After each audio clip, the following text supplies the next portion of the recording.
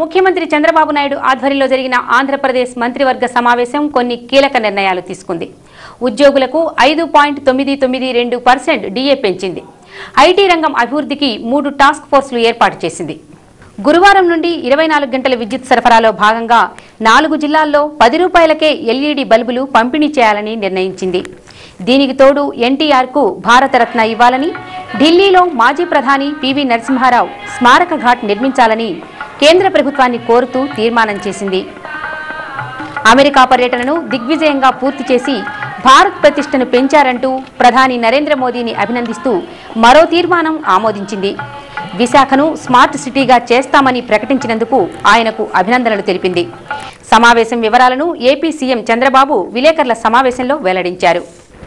మీరు చూస్తే ఆయన ఏదైతే ప్రమాణ స్వీకారం చేశారో ఆ రోజే సార్క్ దేశాధినేతల్ని ఆహ్వానించడం, తర్వాత బ్రిక్ దేశాల సదస్సుకు వెళ్లడం, జపాన్ పర్యటన చేయడం, పొరుగు దేశాలను నేపాల్, భూటాన్ని సందర్శించడం, చైనా ప్రధాని భారతదేశానికి రావడం, ఇలాంటి కార్యక్రమాలన్నీ కూడా వారు చేయడం జరిగింది. ఈరోజు అమెరికా పర్యటన తర్వాత అగ్రదేశాల సరసన భారతదేశం నిలబడే పరిస్థితి వచ్చింది.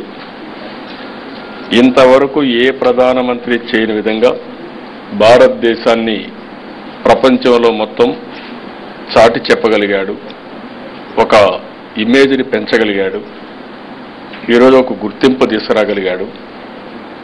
దీనివల్ల భారతదేశానికి ఒక ఉజ్వల భవిష్యత్తు ఉండే అవకాశం ఉంది. అలాంటి ఉజ్వల భవిష్యత్తే కాకుండా భారతదేశానికి ప్రతిష్ట ఇనుమడింపజేసి ప్రపంచంలోనే ఒక గుర్తింపు తీసుకొచ్చిన దానికి ప్రధానమంత్రి నరేంద్ర మోడీ గారికి కూడా అభినందిస్తూ ఒక తీర్మానం పాస్ చేశాం. విశాఖపట్నాన్ని స్మార్ట్ సిటీస్లో 3 స్మార్ట్ సిటీస్ ఐడెంటిఫై చేసినప్పుడు విశాఖపట్నాన్ని కూడా ఆ స్మార్ట్ సిటీస్లో ఒకటిగా పెట్టిందని కూడా వారికి ధన్యవాదాలు తెలియజేస్తున్నాం.